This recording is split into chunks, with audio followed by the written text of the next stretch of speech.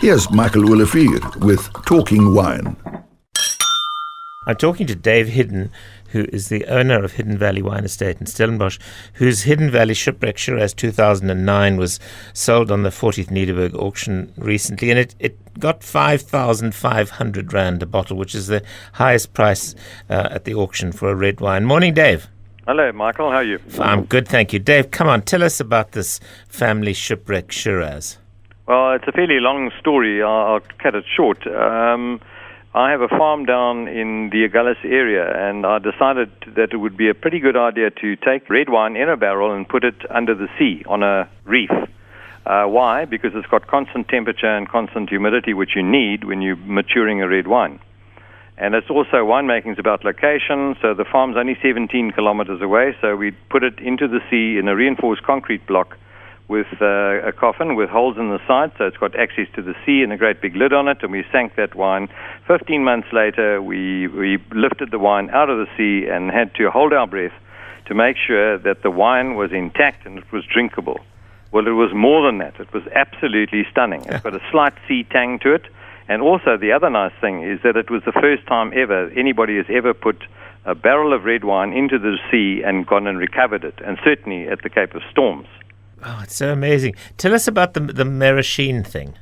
Oh, the maraschino. That's also an interesting aspect to this.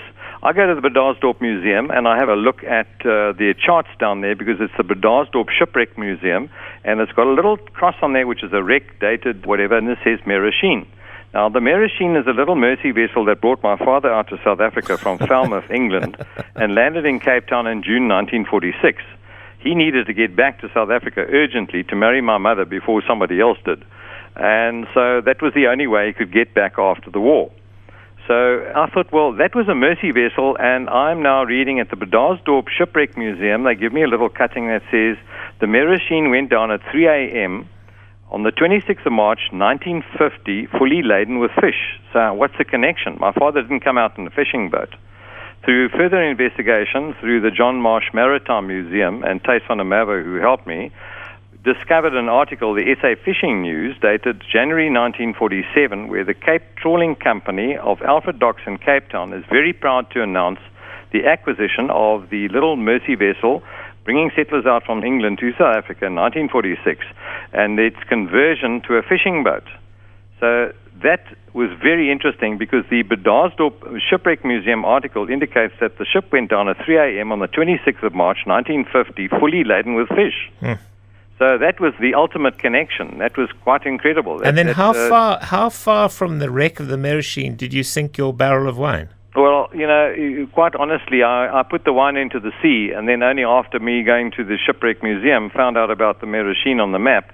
So I wasn't sort of trying to locate it anywhere nearby, but it did happen to turn out that it was 106 kilometers away from where the maraschino saw its end in the waves at Blombos Beach on our southern coast. How amazing. Now, Dave, you've got about 100 bottles of this wine left, which people can come to Hidden Valley Cellar and buy, or they can buy online, right?